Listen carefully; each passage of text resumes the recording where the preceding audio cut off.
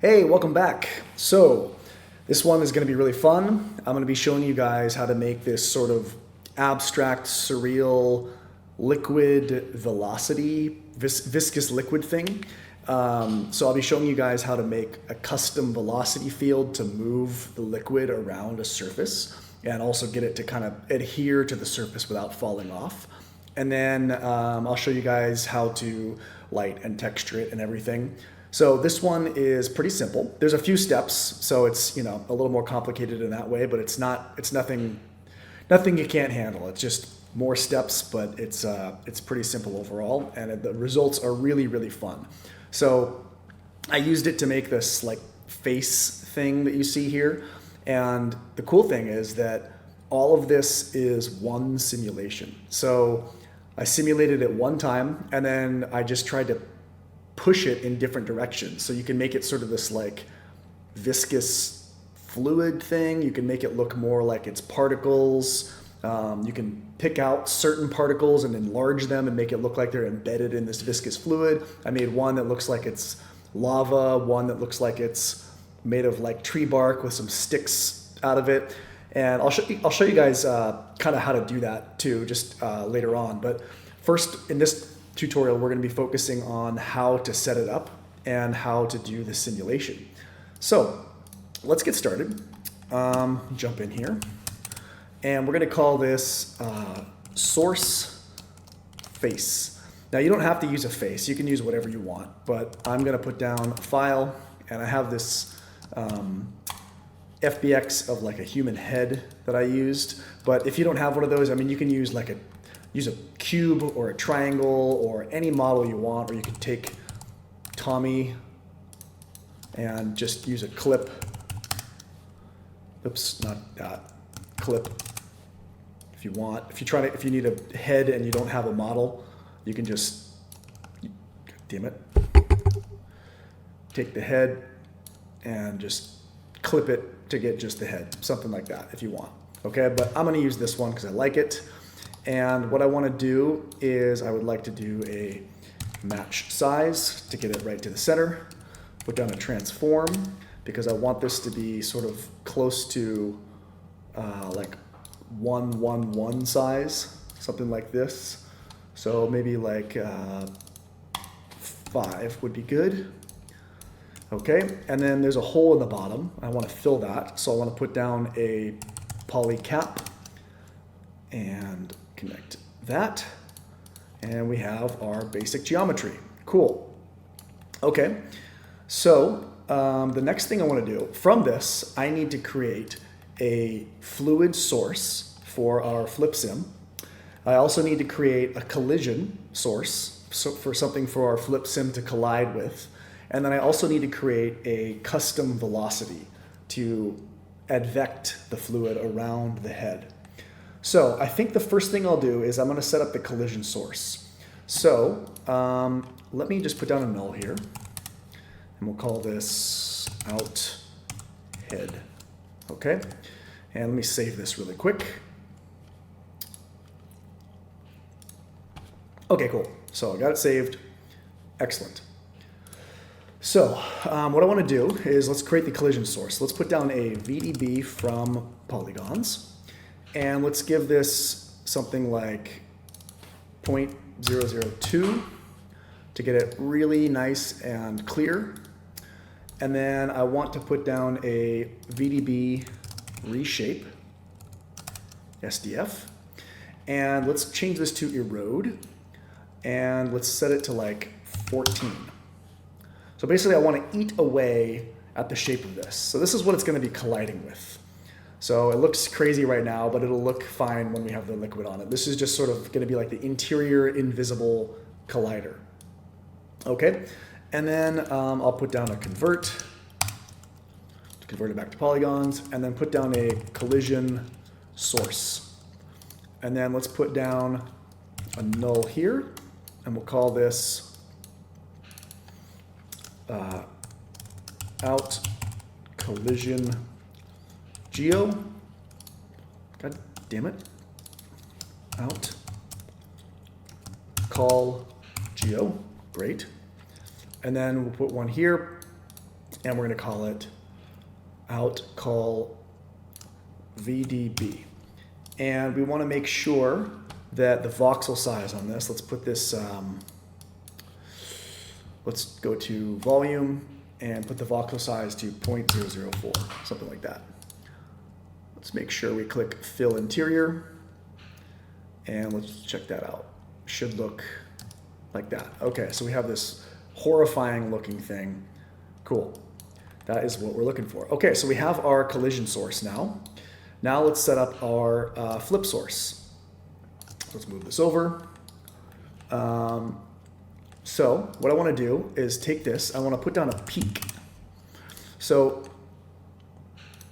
if I template this, we can kind of see what we're doing. Let me peak this to like 0.0189. So the peak is just basically pushing it outwards a little bit. So 0.0189 is the number that I found worked for me. And if we template this and look at our out collision geo, you can see the collision geo is the interior part, and then this peak is the out exterior part. So basically what I want to do is I'm going to create a bunch of particles inside this outer layer and then subtract the inner layer so that we have this sort of like shell of particles around this interior collision geo so that they can collide with it. Okay, and then let's put down a flip source. We want flip dop source, and let's just change the template flag here. And for now, let's just put the particle separation at, or the voxel size at like 0.01, something like that for now. Well, we're going to eventually link this to our flip sim, but for now that's fine. And let's put the jitter seed to 10 and the jitter scale also to 10. And then we're going to add a rest attribute. And I think that's pretty much it for that. Okay, so then the next thing I want to do is I want to, let's delete, no, damn it.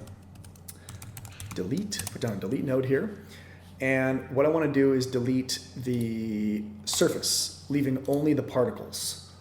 Okay, and let's actually change this 0.005 so I can see more of the particles.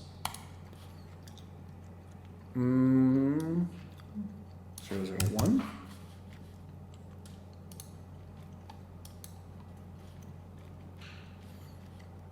Oh, it's the particle separate. I see, okay. So let's change this to 0.01, something like that. And the particle separation, let's change this to 0.005.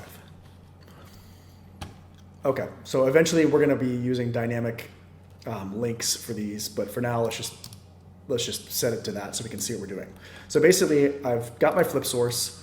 I've deleted the VDB, leaving only the particles. We don't really need the VDB right now. Okay, and then I want to put down a group, and we're going to call this kill, and I want to plug this here, and I want to change this to points, and then instead of the base group, I want to do keep in bounding regions, and for bounding box, I want to use bounding volume. And then what I can do is come over here and take this VDB reshape, plug it into there, and basically we're selecting only the center part, only where this thing exists, this freaky looking alien. So we're selecting that, and we're creating a group called kill, and we put down a delete, and we want to change it to points, and the group we want is kill. Okay, so now we should have this, I don't know if you can see it that well, but there's sort of a hollow interior now. So before, after. So we've deleted the interior, leaving only this shell, this exterior shell of particles. Okay, and that's exactly what we want. Okay, great. And then let's put down a null. And we're going to call this out flip source. Great. Okay, so we've got our collision source, our flip source, and now we just need our velocity and also UVs. So that's something I forgot that I'm going to show you how to do, is how to put UVs onto this and then copy them onto the liquid so that the UVs are advected as well. So that when you put a texture on the final output, it moves along with the liquid instead of moving through the simulation. So let's do the UVs next, or set that up. So we'll put down a remesh from the out head. And let's just put this to target size 0.015. Cool. I think that's it. So it's already got UVs on it. If you don't have UVs, like if you're using Tommy, that comes with UVs, or if you're using another model, that comes with UVs. But let's say you're using a box or something, or some other geo, you can just put down a UV unwrap, and then it just gives you UVs. Cool. Okay, so remesh.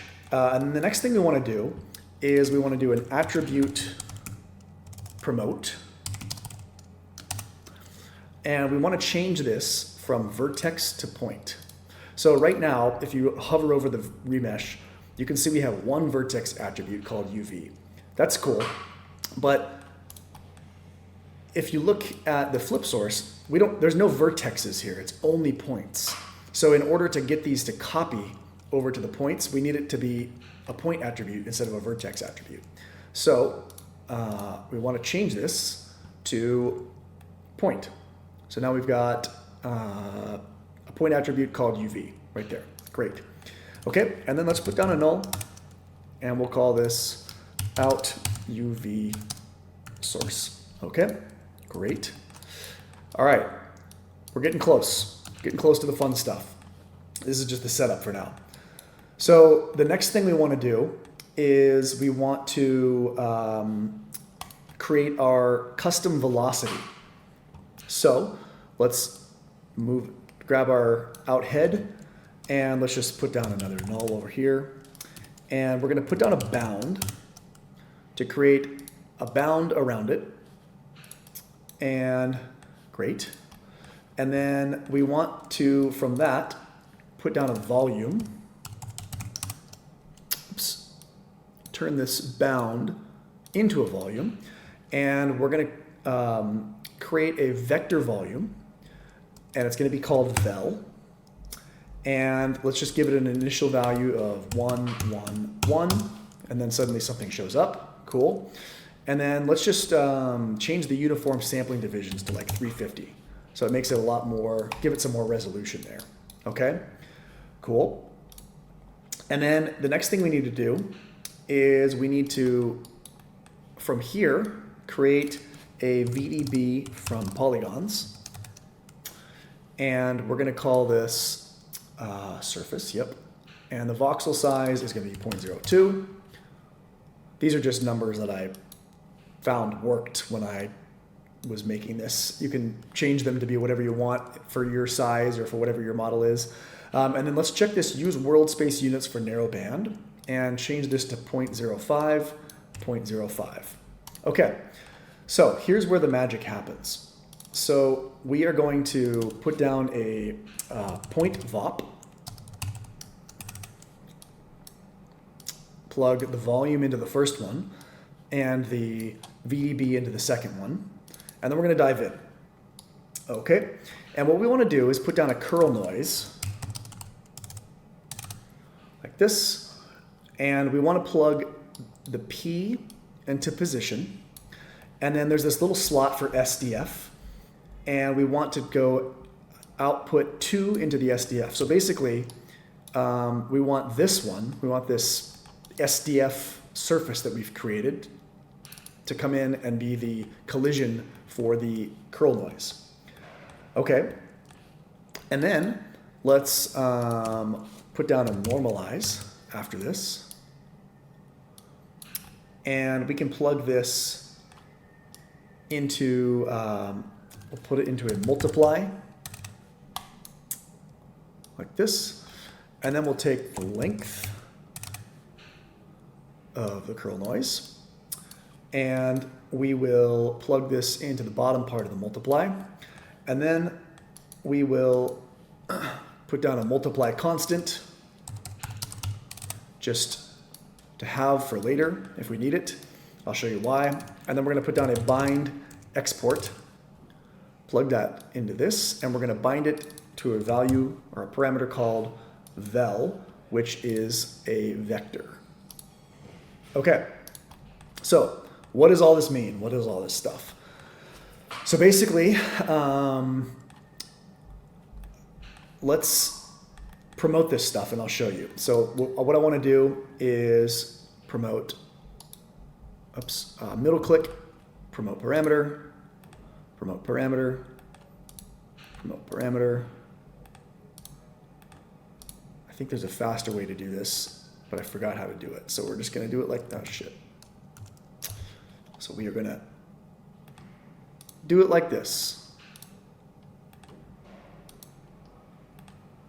Okay, so we've got all those promoted.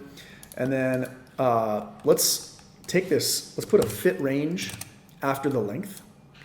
And we're going to promote these parameters here. Promote parameter, promote parameter, promote parameter, promote parameter. Okay, cool. So basically, we've normalized this. Let's visualize this so you can actually see what the hell's happening. So if you go up, what you want to do is put down a scatter. So if you see the output of this, we're just scattering points inside of it. And let's scatter like, I don't know, 10,000. Okay, something like that. And then let's put down a volume trail like this. Okay, so right now, it looks like shit. And why is that? Well, I'm not sure. I think it's probably because we need to adjust some parameters on the curl noise. So let's come up here and let's change this to, let's see, original Perlin noise. Let's go like original Perlin noise, something like that. Let's change the frequency to like 0.05. Is that doing anything at all? Oh, it might be because let's change this, the minimum value to 0.5.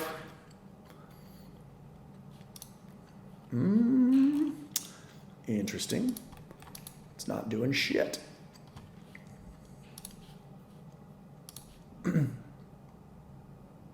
Okay. So I realized why none of this is working because I'm a fucking idiot. We're not supposed to be using a point VOP. We need to be using a volume VOP.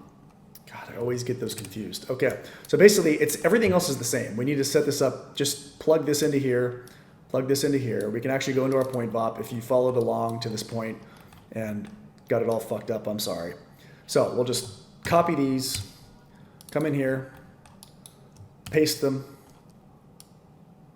and plug P into position and output 2 into SDF.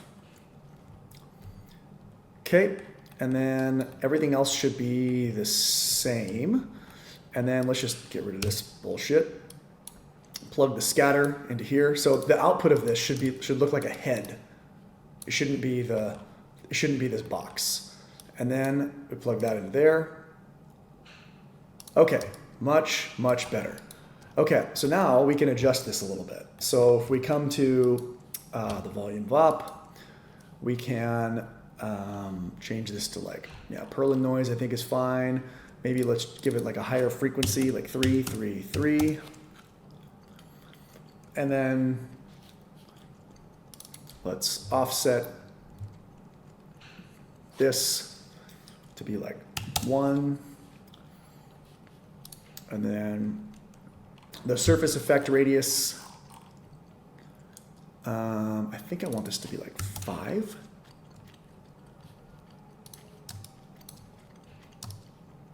Okay, something like that. And then just try playing around with these values. And then I think I want, so these minimum value, maximum value, that was the, that's this fit range here. And I think I want, so the minimum value, let's put this to like 0.5 and see what that does. Yep, okay. So that was the reason for having this fit range here. We're basically taking the length of the curl noise, fitting it to a certain range, and then multiplying it by the normalized value of itself. So that way, in that way, we're able to sort of clip all that extra shit you saw on the sides so that it's really just contained to just the head. Okay, now if you look at these are all really kind of sharp and craggy. I don't want them to look like that. So what I want to do is I want to put down a volume blur. And we can put that here and change this to use voxel radius. And then average, let's do like 3 passes. So what that does is it makes these a lot more like loose and flowy. So before, they were these really like tight, sort of like up and down squarish things. That's going to give you like a very weird looking sim, whereas this is going to be like nice and loose and flowy. And of course, you know, you can come back here and you can adjust the frequency. So if you want this to be like big, wider loops, you can bring this down. Instead of 3, we can go to like, oh, it's going to take a second to think.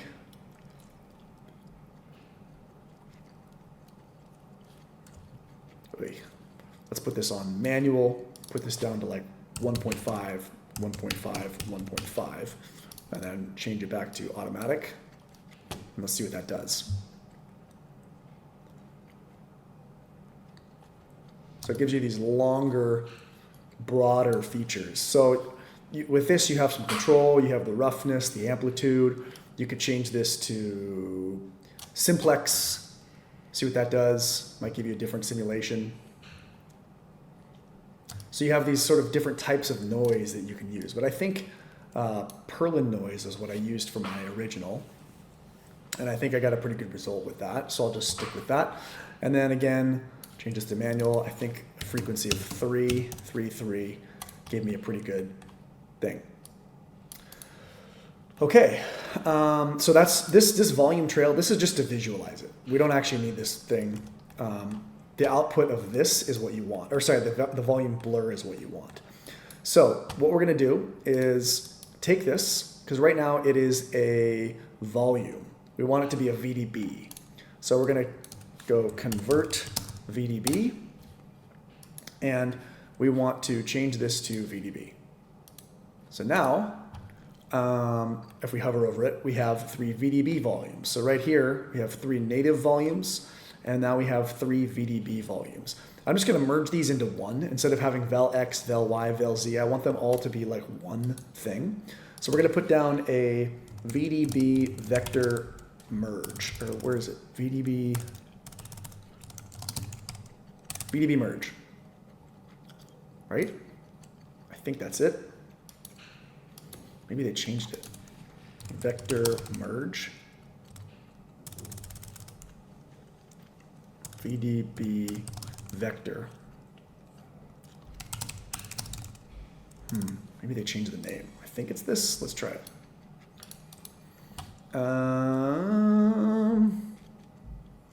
This is different than what I saw before.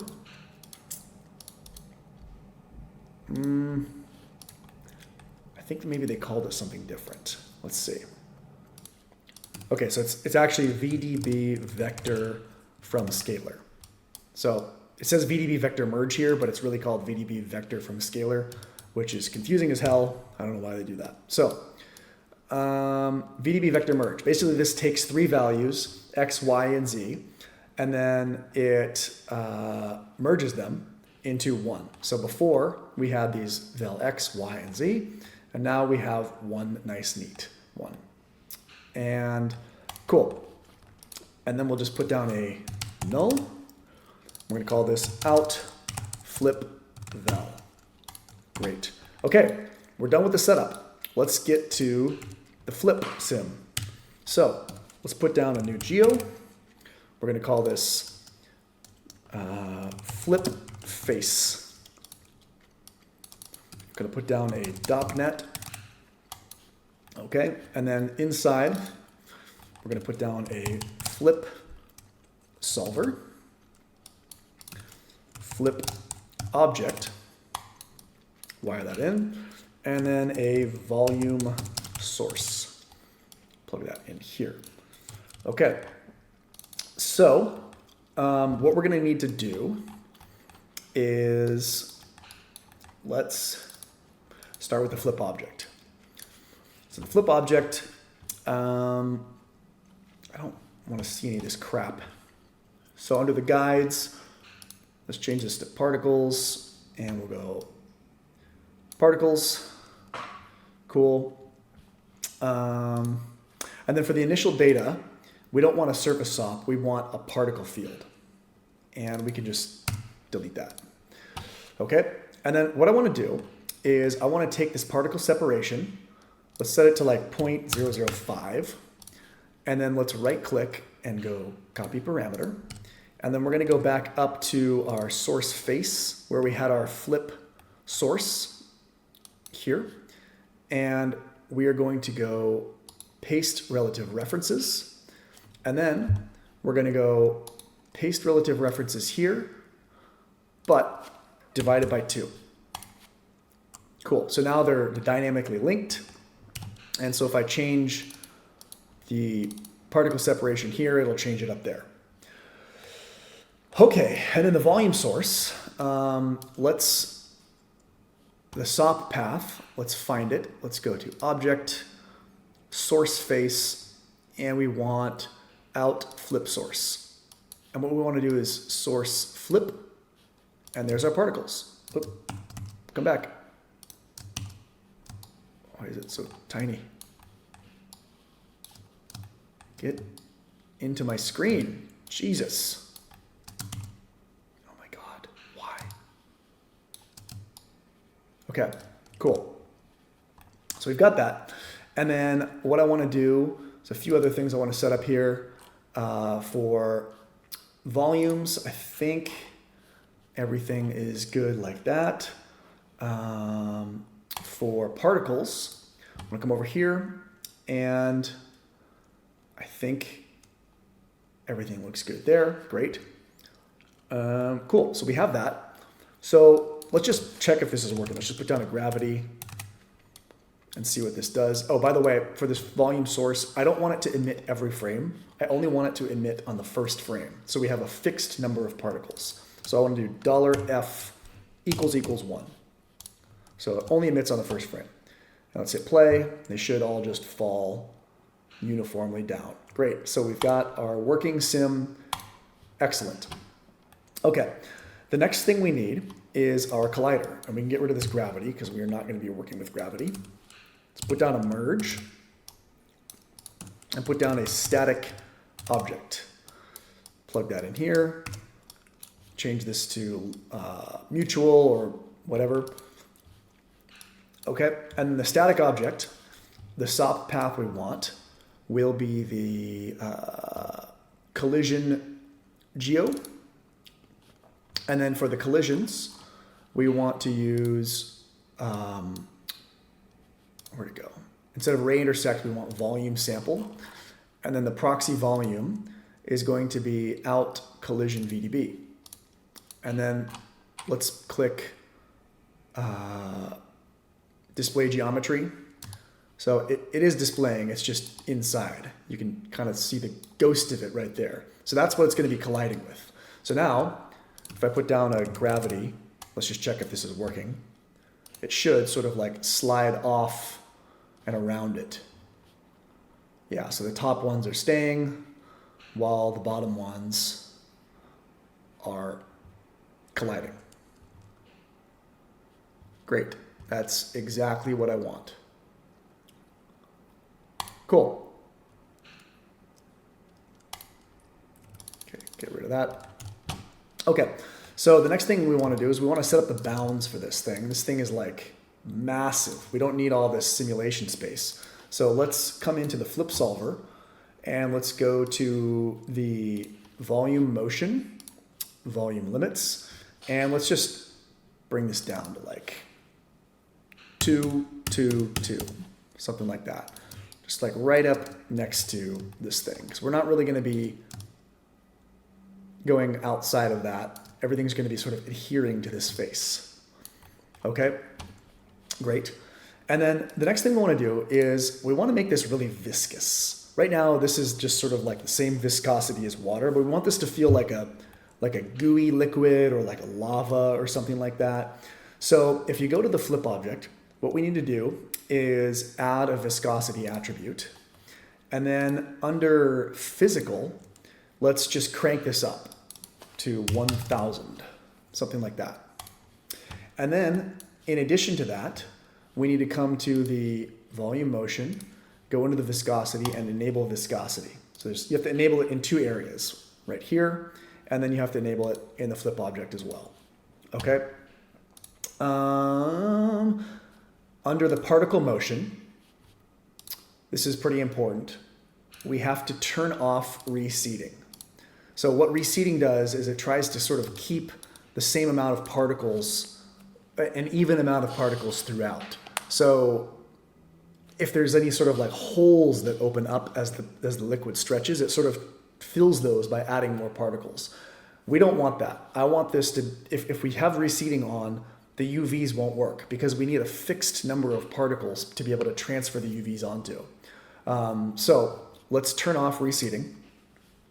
And then under the behavior, let's add an ID attribute and let's age the particles. So I want an ID attribute because later on after the simulation, I want to sort of be able to retime the speed of it. And you can't do that without an ID attribute.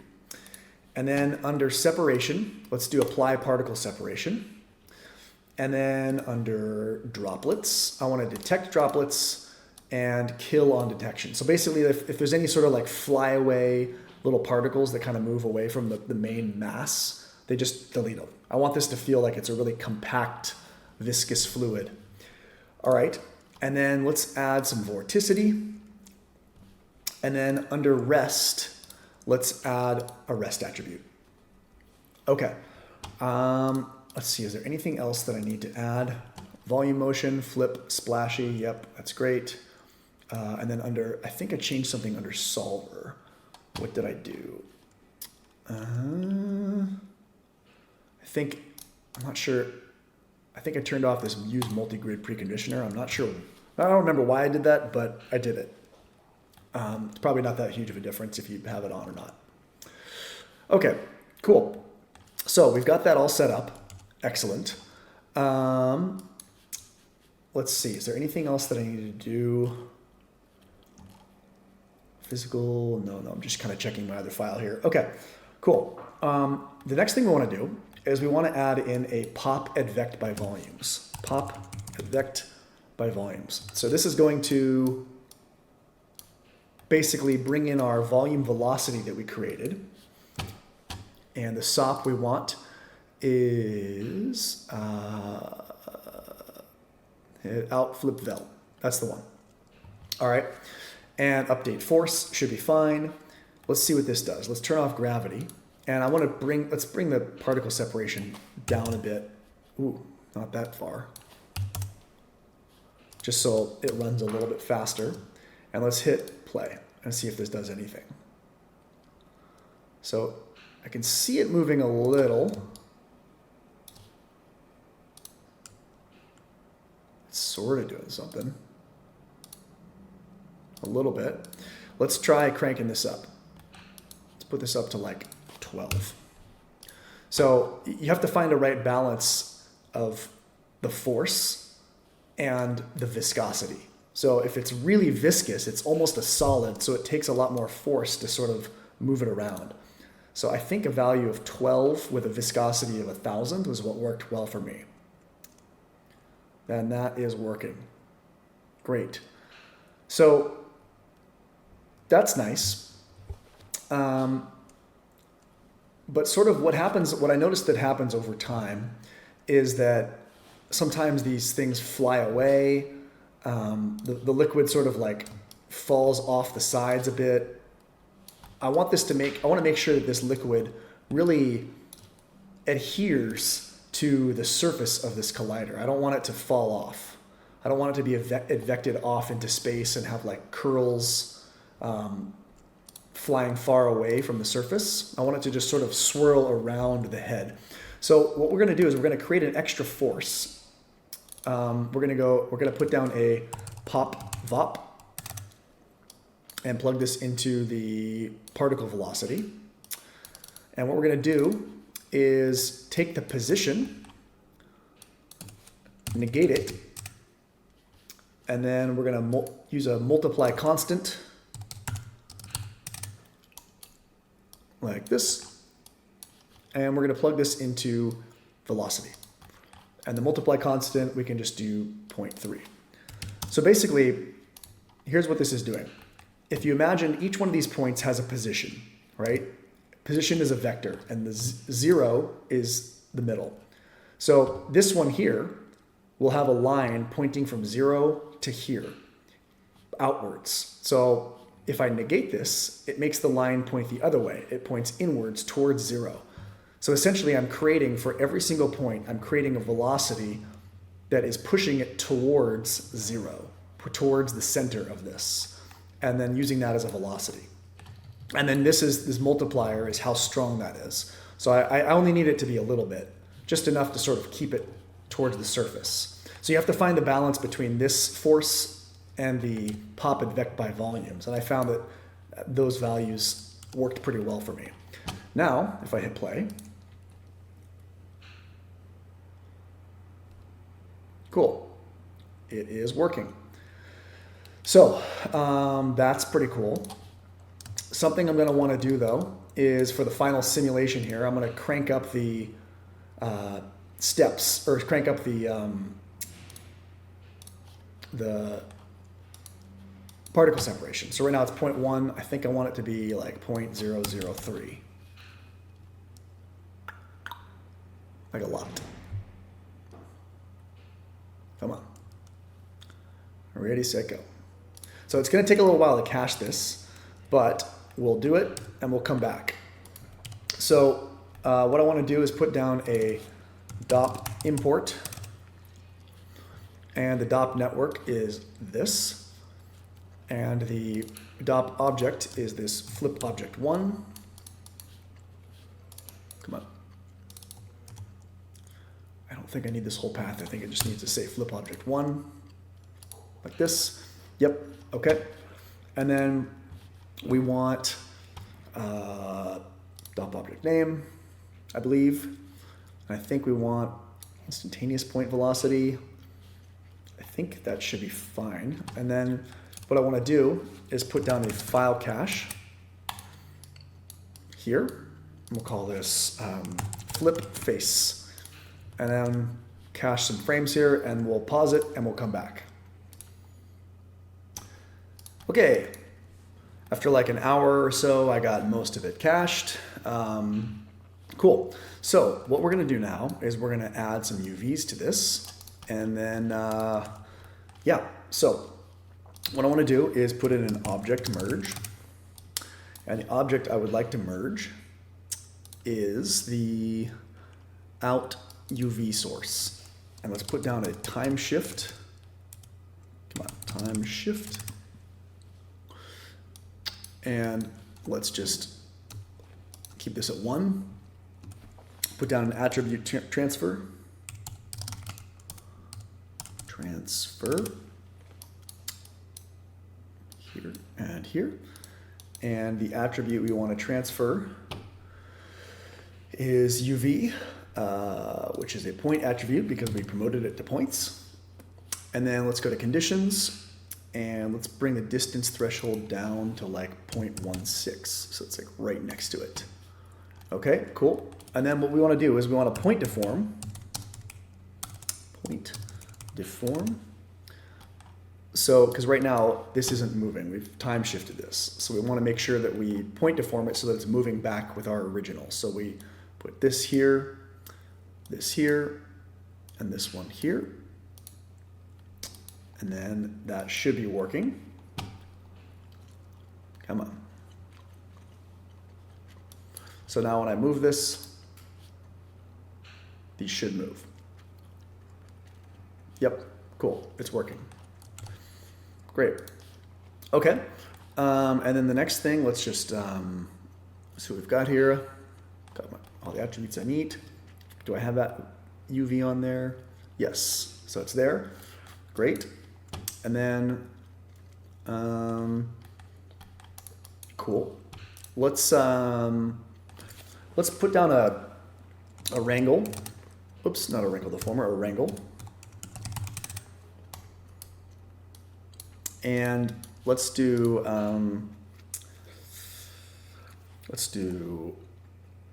at CD equals length. Oops, God dang it. Length of V at V, like this. Okay, and then if we put down a color, you could just kind of visualize that here. So we'll go a ramp from attribute. The attribute is, let's do F at speed equals length at V at V. And the attribute will be speed.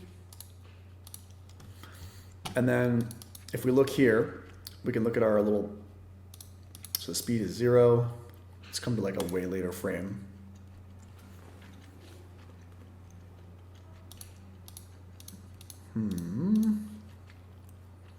Interesting. So I have velocity, right? It appears there is no velocity even though we have it. So I wonder if I put down a trail node and do compute velocity. Wonder why, I'm curious why the velocity of these points did not come through. Because it says we have velocity. It's right there. Interesting. Okay, well, that solves it anyway. And we can put this down, put down like a magma or, and so the speed, if I check the maximum speed, where is my speed attribute? QRS speed. It's like 7 or 8. So let's,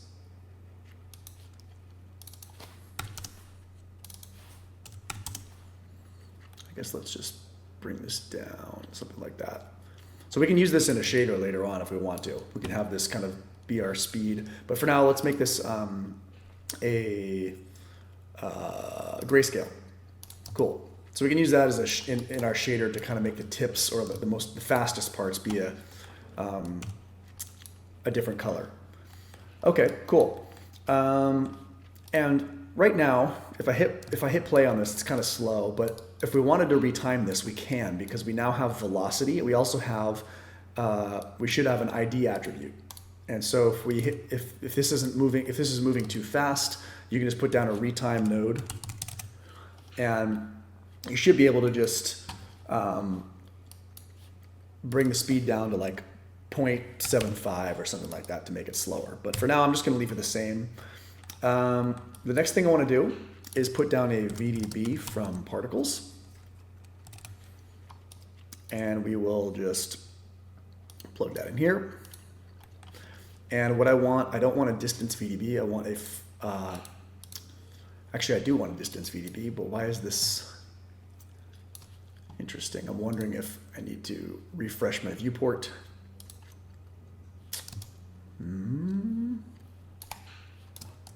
Very strange. It's because I need to turn off, go hide other objects, and then I need to make sure that my point radius scale is a little larger and my minimum point in voxels is smaller, I think. And let's bring this down to 0.003. That should do it. Great. So now you can see that we have a VDB. It's a little lumpy, but it is working. You can see that it's sort of swirling across. That's great. Let's do a VDB smooth SDF. And we'll use a mean value with an iteration of 1. Oops.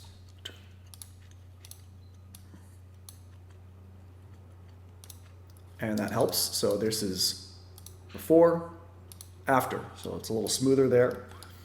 Okay, and then we'll do a convert VDB to convert that to polygons. Great. And then what we'll do is we will put on we're going to transfer our UVs. So attribute transfer, plug that in. And we want to transfer from up here.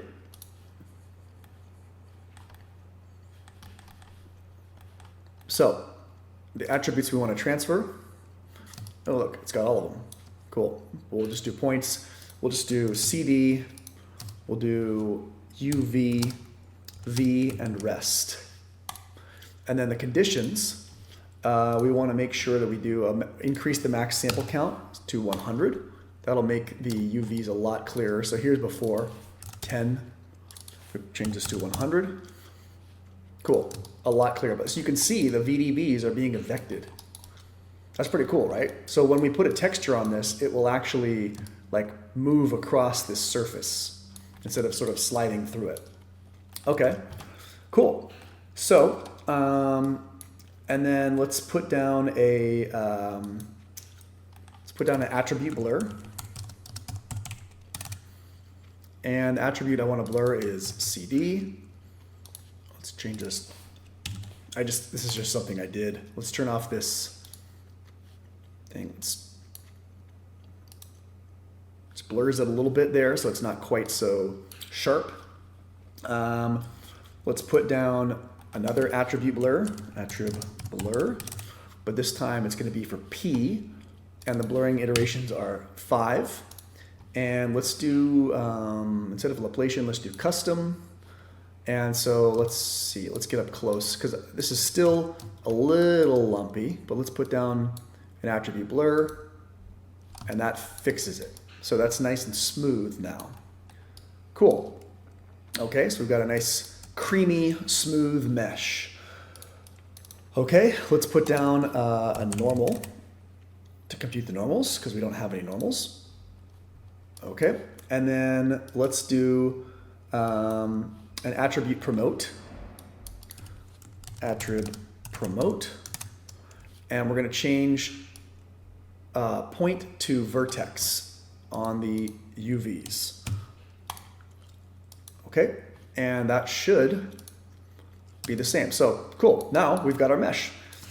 Okay, so basically at this point what you'd want to do is hit the retime node. So let's come back up here.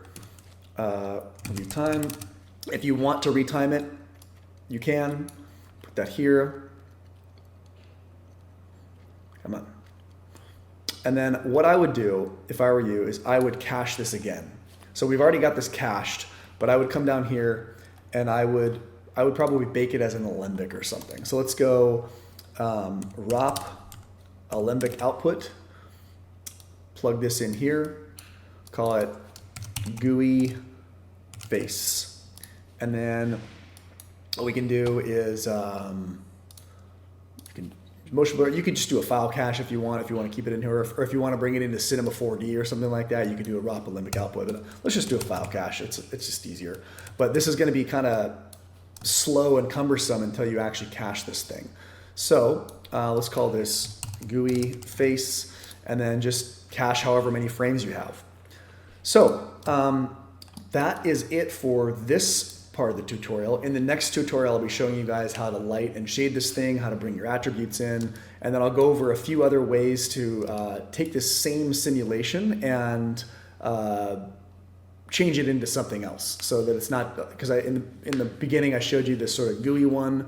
I showed you there's like a particle one, there's one with sort of like lava or sticks or like a tree or something like that. So there's just some fun different things you can do just as an example of how you can take one simulation and make a bunch of different variations out of it.